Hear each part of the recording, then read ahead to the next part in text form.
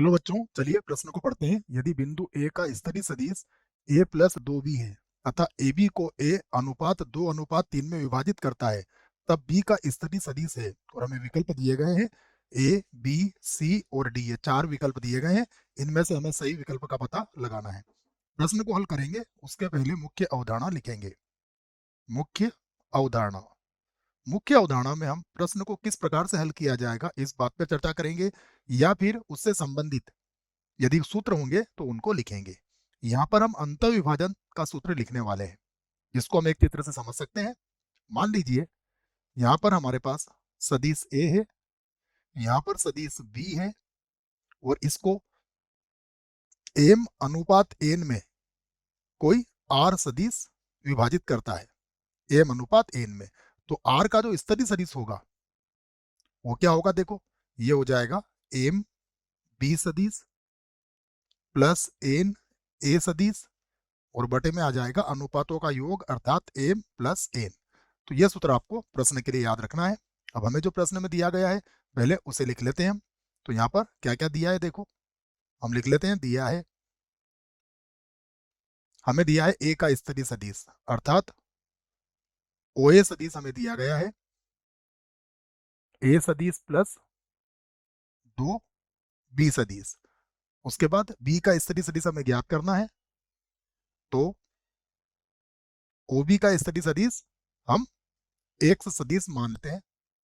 यहाँ लिख देते हैं हम माना। उसके बाद अनुपात दिया गया है,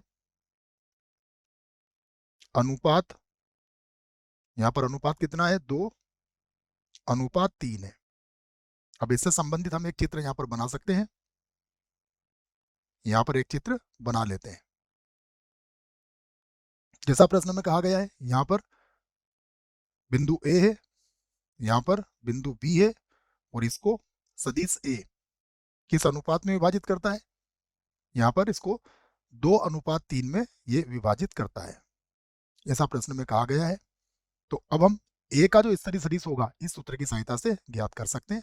तो लिख लेते हैं अब ए का स्तरीय सदिश बराबर, तो यहाँ पर होगा ए का स्तरीय सदिश बराबर क्या हो जाएगा, देखो जैसा भी आपको समझाया कि सबसे पहले ये जो ओ ए का स्तरीय सदिश होगा उसका 3 से गुणा होगा, और जो बी का स्तरीय सदिश होगा उसको आपको 2 से गुणा करना है। ठीक है, तो सबसे पहले बी के स्तरीय सदिश को आप क्या करेंगे, 2 से गुणा कर लेंगे। तो ये कितना हो जाएगा, 2x सदिश। तो ये हो जाएगा 2x सदिश। उसके बाद प्लस यहाँ पर हो जाएगा हमारे पास 3 से गुणा कर लेंगे, तो ये हो जाएगा 3। यहाँ लिख दिया मैंने 3, और कोष्टक में आ जाएगा a सदिश, और कितना है प्लस का 2b सदिश, प्लस का 2b सदिश, ये लिख लिया हमने। और पूरे के बटे में क्या आ जाएगा, अनुपातों का योग। अनुपातों का योग कितना होगा, 2 + 3। जोड़ लेते हैं इसको, तो ये हो जाएगा 5। तो हम इसको लिख लेंगे 5, और ये हो जाएगा a सदिश।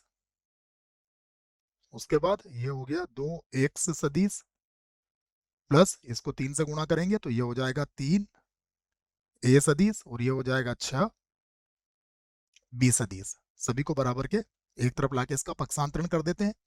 तो यहाँ से देखिए 5a है, यदि आप 3a को बराबर के इधर लाओगे तो 5 में से 3 गया, कितना बचेगा, 2। तो ये हो जाएगा 2a सदिश, और माइनस का 6 b सदिश बराबर कितना हो जाएगा, 2x सदिश। अब आप 2 का भाग लगा सकते हैं। यदि आपने 2 का भाग लगाया तो a सदिश माइनस का होगा 3 b सदिश, ये किसके बराबर हो जाएगा, x सदिश के बराबर हो जाएगा।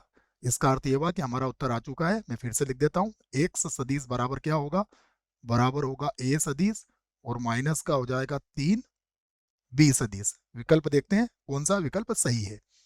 a माइनस, तो ये तो नहीं होगा, ये भी नहीं होगा। a माइनस 3b सदिश, जो सी है वह इस प्रश्न के लिए सही विकल्प है।